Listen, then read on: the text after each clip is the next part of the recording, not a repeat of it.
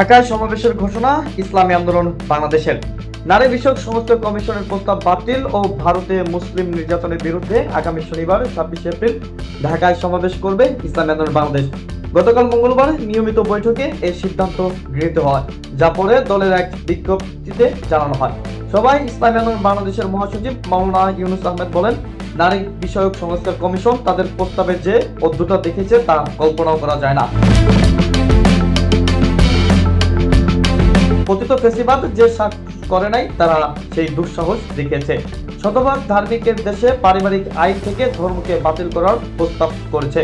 তাদের এই অদ্ভুততা কোনোভাবেই সহ্য করা হবে না।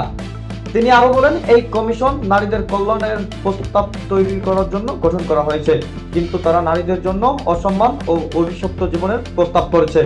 কোনো নারী স্বেচ্ছায় কেবলই টাকার জন্য যৌনকর্ম করে না, বরং পাচার ও নিপীড়নের শিকার হয়ে বাধ্যতামূলকভাবে তাদের এই ক্ষেত্রে আটকে থাকতে হয়।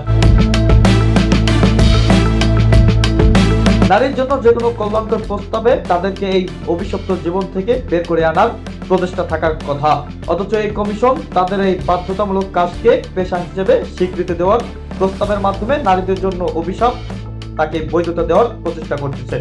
মাওলানা ইউনুস আহমেদ আরো ক্ষোভ প্রকাশ করে বলেন, এই কমিশন তাদের প্রতিবেদনে যে ধরনের ভাষা ও যুক্তি ব্যবহার করেছে তা বাংলাদেশের নারীদের ভাষা বা যুক্তি না, এগুলো পশ্চিমা বিকৃতি ভাষা ও যুক্তি। বাংলাদেশের নারী উন্নয়ন ও মুক্তিকল্পে গঠিত একটা কমিশনের সকল সদস্য কোনো পশ্চিমা চিন্তা ও নির্দিষ্ট ঘটনার ফলে তা আমাদের বোধগম্য না।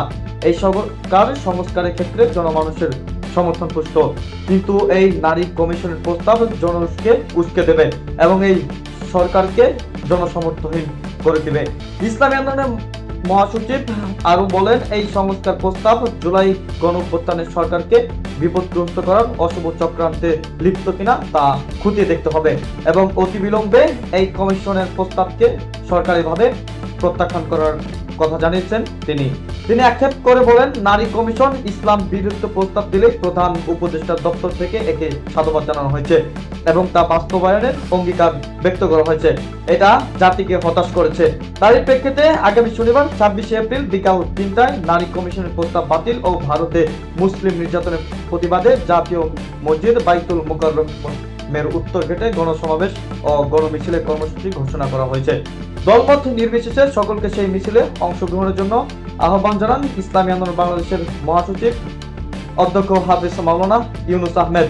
বৈঠকে আরো উপস্থিত ছিলেন ইসলামী আন্দোলন বাংলাদেশের সিনিয়র যুগ্ম মহাসচিব গাজী আতাউর রহমান, যুগ্ম মহাসচিব ইঞ্জিনিয়ার আশরাফুল আলম, যুগ্ম মহাসচিব মাওলানা শেখ ফজলে বারী মাসুদ, মাওলানা ইমতিয়াজ আলম, মাওলানা আহমদ আব্দুল কাইয়ুম, KM আতিকুর রহমান, লুকমান হোসেন জাফরি, বীর মুক্তিযোদ্ধা আবুল কাশেম, অ্যাডভোকেট শওকত আলী হাওলাদার, আলহাজ আব্দুর রহমান, শাহ ইফতিখার তারিক ও মাওলানা খলিলুর রহমান।